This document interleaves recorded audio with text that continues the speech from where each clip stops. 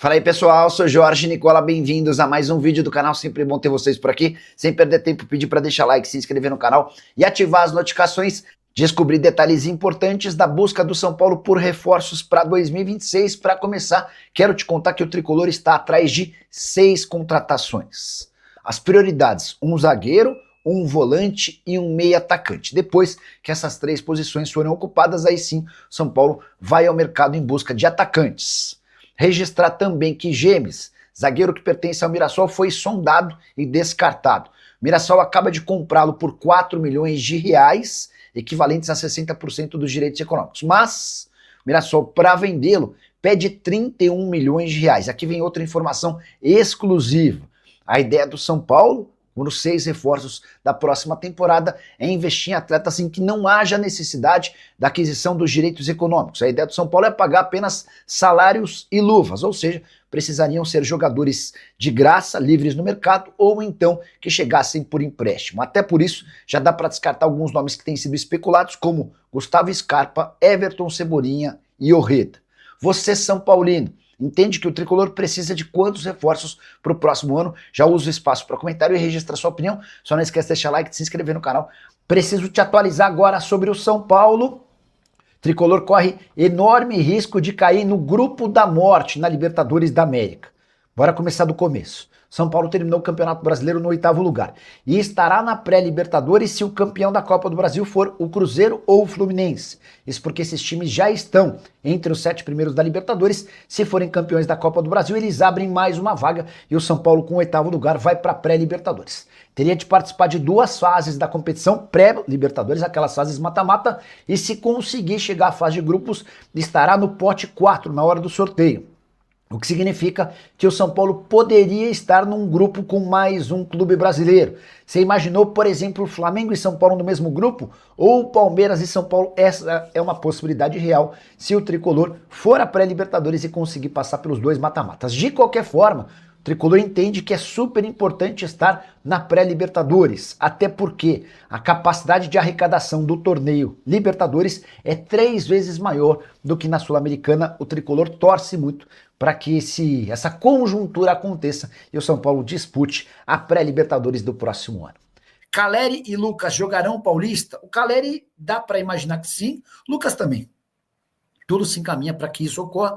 Se o São Paulo tivesse uma grande decisão para disputar em 25, é possível até que o Caleri reaparecesse. Como não existia nada absolutamente importante, isso foi adiado, para que ele pudesse se reapresentar com o elenco em janeiro e participar da pré-temporada para jogar o Campeonato Paulista. O Lucas tem condição de jogo. O problema é que o Lucas tem enfrentado muitas dores no joelho. Um amigo do Lucas, um ex-jogador de futebol, que atuou com o Lucas, me contou que ele jogou a maior parte do ano no sacrifício, tá? E é essa a dificuldade. Ele passou por mais uma intervenção cirúrgica e deve se colocar à disposição para o ano que vem, tá bom? O Breno quer saber se o São Paulo não vai buscar nenhum ponto. O São Paulo busca 6 reforços para o próximo ano, mas as prioridades são zagueiro, volante e meia, tá? Depois, aí sim aparece como prioridade atacante de lado de campo. O mapa do milionário. Nicola, pode explicar qual a chance de o São Paulo contratar empréstimo dos jogadores Scarpa, Renan Lodge, Pedro Rocha e Casemiro? O Pedro Rocha tinha 3 propostas, né? Do Atlético Paranaense, do Curitiba e do Grêmio. A melhor proposta era a do Coxa. Então, dá para descartar. Sobre o Scarpa, foi especulado, mas não tem nenhuma chance, tá? Você perguntou também sobre Renan Lodge. O Lodge está esperando propostas, está negociando com clubes da Europa. E o Casemiro tem contrato até junho do ano que vem no United, mas imagina-se que ele vai ficar mais um tempo no exterior, até porque ele ainda tem bastante proposta. Garagem Gastrobar, Nicola, o São Paulo só irá contratar se por acaso ele conseguir a vaga na pré-Libertadores. Não. Se for para pré-Libertadores, o nível os reforços devem ser em maior quantidade e melhores. Se o São Paulo não for para pré-Libertadores, São Paulo deve investir em contratações de jogadores mais baratos, tá? Até porque eu já contei que os reforços que o São Paulo estima buscar para o ano que vem são todos jogadores livres no mercado, tá bom? O Marcelo Braga está escrevendo que o São Paulo faz consulta pelo zagueiro Gemes, do Mirassol. Eu já contei para vocês que o zagueiro é considerado muito caro. Então o São Paulo já descartou o Gemes, tá? Rolou isso, mas Estou lendo a notícia do Marcelo Braga e estou acrescentando a novidade do caso. Vocês tinham perguntado agora sobre contratações, quanto de dinheiro o São Paulo vai ter. A princípio, usaremos só o custeio. Não entendi nada. Salário e luvas. Então a ideia do São Paulo, a princípio, é não utilizar dinheiro para compra de jogadores, pelo menos num primeiro momento. Então fica outra explicação boa. 6 reforços, tá? Para a próxima temporada. Prioridades: zagueiro, volante e meia. E a ideia é trazer jogadores apenas com salários e luvas, tá? Acho que ficou bem explicadinho, né? O JFP Santos sabe sobre o orçamento de 2026, por que não publicaram os balancetes? Por que não publicam os balancetes?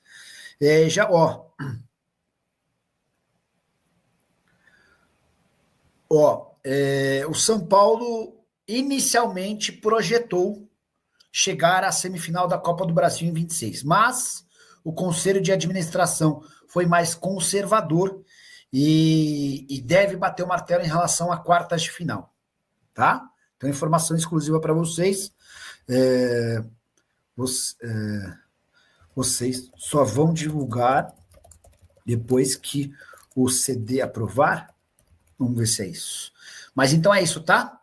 Inicialmente, o São Paulo havia projetado, entre as suas metas esportivas para a próxima temporada, chegar à semifinal da Copa do Brasil. Mas o Conselho de Administração fez algo mais conservador. O Lucas Prado: Gabriel Jesus pode ir para o São Paulo? O Oscar vai sair? E o Ronaldinho Gaúcho, o que esperar para o dia 16? Bom, vamos lá. O Gabriel Jesus vai custar, quando sair do Arsenal, mais ou menos 30 milhões de euros. O São Paulo não vai ter 30 milhões de euros para investir nos 3 próximos anos. Isso sem falar no fato de o Gabriel Jesus ganhar no Arsenal 6 milhões e meio de reais, tá? Então descartemos. Sobre o Oscar, nenhuma definição ainda. O São Paulo está esperando por uma posição do Oscar. O que ele vai fazer? Ele vai ficar, não vai? O São Paulo não pode dizer publicamente, mas eu vou dizer que a minha apuração dá conta de que o São Paulo torce muito para que o Oscar vá embora. Se isso acontecer, o São Paulo tem uma economia de 2 milhões e 300 mil reais por mês. O PH 1999, James e Martim Orreda no São Paulo. Deixa eu mandar essa pergunta que você está fazendo. Antes de responder a pergunta, deixa eu só trazer mais uma atualização importante sobre o São Paulo, tá? Tinha contado para vocês que o São Paulo busca 6 reforços, certo?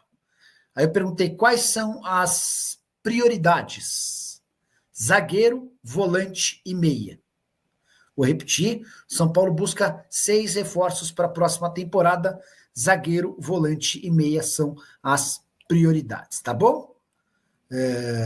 Mandei o print do PH sobre James e Martim Orreda. Vou começar informando no programa de hoje sobre uma bomba que explodiu pela manhã. Ministério Público Ministério Público de São Paulo pedindo explicações ao São Paulo sobre uma denúncia anônima.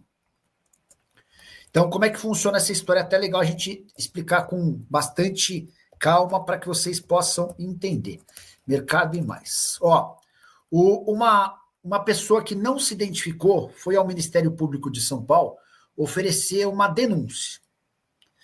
A denúncia tratava sobre 4 pilares: de que o São Paulo teve prejuízo no ano passado, de que as vendas de atletas nesse ano foram todas muito ruins, de que havia um conflito de interesses por conta da presença do filho do Júlio Casares na gestão do pai no São Paulo. Além, qual que era o 4º item? Eram 4 pontos, tá? 4 pilares dessa denúncia. Vou até pegar direitinho para que a gente possa trazer todos os detalhes para vocês. Pois bem, antes de abrir inquérito e oferecer denúncia, ou abrir a investigação, o Ministério Público pediu ao São Paulo que se explicasse. O fato de a denúncia ter sido de forma anônima, dá uma diminuída no poder dessa denúncia. E outra coisa que pegou muito, e é provável que o Ministério Público nem abra investigação, é de que a denúncia não apontava especificamente uma pessoa. Olha, o São Paulo cometeu gestão temerária porque o Júlio Casares fez isso. Era tudo muito aberto, tudo muito abrangente. Enfim, mas os 4 pilares, falei sobre o déficit, venda de atletas abaixo do valor, o fundo de Cotia. E aí o São Paulo explicou o seguinte para o Ministério Público, sobre o déficit do ano passado. A alegação é de que o São Paulo fez uma série de apostas e decidiu não vender jogadores, essas vendas ficaram para esse ano. E o fato de não ter um apontamento específico de uma pessoa, não deve pegar nada. Sobre vendas de atletas, o São Paulo repassou ao Ministério Público uma série de outras negociações envolvendo jogadores de clubes concorrentes, que na visão do São Paulo fazem com que as transferências do William Gomes, do Matheus Alves, do Lucas Ferreira e do Ângelo sejam negociações comuns. São Paulo chega a citar a venda que o Palmeiras fez do Vanderlan para o Red Bull Bragantino por 7 milhões de euros, a venda que o Internacional fez do Alemão para o Oviedo por 3 milhões de euros, a venda do Isaac, que foi do Fluminense para o Shakhtar. Enfim, uma série de negociações, né? Sobre o fundo de Cotia, o São Paulo nem apresentou defesa, e eu fiquei com a impressão de que o São Paulo vai abortar esse projeto. A ideia era captar até 350 milhões de reais com investidores, para que o São Paulo pudesse utilizar essa grana na contratação de atletas do sub-11 ao sub-20. E essa grana seria super importante para que o São Paulo tivesse a melhor categoria de base do país. Para fechar, a última das explicações do São Paulo sobre um possível conflito de interesse com a presença do filho do Júlio Casares, o Julinho Casares, no dia a dia do clube. Essa pessoa que fez a denúncia ao Ministério Público apontou que alguém que estudou com o Julinho Casares na faculdade e alguém com quem o Julinho Casares abriu uma empresa, embora nunca tenha prestado serviço, eles abriram uma empresa com CNPJ e tal, a ideia era trabalhar com pets, né? Acontece que por conta da pandemia eles desencanaram e essa empresa nunca foi adiante. Mas esse sócio do Julinho Casares se tornou empresário, ele chama Aref Abdal Latif, e tem jogadores no sub-11, no sub-12 e no sub-13. O São Paulo se defendeu ao Ministério Público afirmando que já havia recebido essa denúncia e abriu uma investigação interna. Nessa investigação, os técnicos do sub-11, sub-12 e sub-13 explicaram os motivos da contratação, como é que se deu a aprovação e garantiram que os meninos são bons o suficiente para estarem no clube, tá? Mais uma informação, vocês perguntaram sobre reforços no São Paulo. São Paulo não quer vazar nomes, mas busca 6 atletas. Boa. Quais posições são prioritárias? Então, já começamos com uma informação importante, 6 atletas, tá? Essa é a busca do São Paulo no momento.